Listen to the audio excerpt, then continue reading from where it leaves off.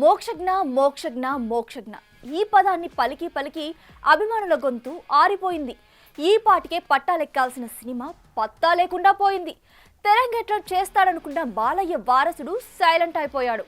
మరి మోక్షజ్ఞ సినిమాకి ఇప్పుడైనా మోక్షం దొరుకుతుందా? ఏడాది కిందట కొబ్బరికాయ కొట్టిన సినిమాకి ఇకనైనా గుమ్మడికాయ కొడతారా? ఏడాది, సరిగ్గా ఏడాది మోక్షజ్ఞ తెరంగేట్రం చేస్తున్నాడంటూ సోషల్ మీడియా దద్దరిల్లిపోయి నేటికి ఏడాది. బాలయ్య వారసుడు వచ్చేస్తున్నాడంటూ ఫ్యాన్స్ హోరెత్తించి ఇప్పటికీ ఏడాది.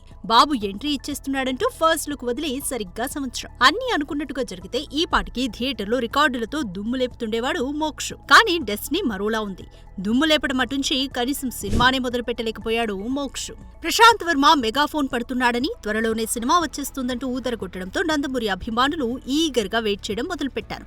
అయితే ప్రశాంత్ కాదంటూ లైన్లోకి నాగశ్విన్ వచ్చేస్తున్నాడంటూ వార్తలొచ్చినా సర్లే ఎవరో ఒకరు అంటూ సర్దుకుపోయారు. కానీ అవన్నీ రూమర్స్ అంటూ సినిమా ఇంచు కూడా జరగకపోవడమే ఇక్కడ గమనార్హం. దీంతో అసలు బాబుగారు వచ్చేదెప్పుడో, మా ఆకలి తీర్చేదెప్పుడో అంటూ ఫుల్ సాడ్ మూడ్లోకి వెళ్లిపోయారు. మోక్షు వయసు చూస్తే 32 ఏళ్లు. నట వారసులంతా ఈ పాటికే ఎంట్రీ ఇచ్చేసి సాలిడ్ హిట్స్ కొట్టేశారు కూడా. మరి మోక్షు విషయంలో ఎందుకు ఇంత డిలే అవుతుందో బాలయ్యకే తెలియాలి.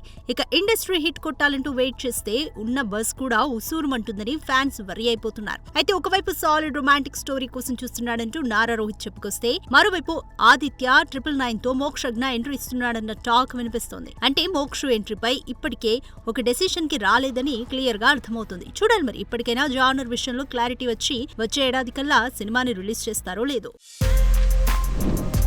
For more videos like this, subscribe Big TV channel.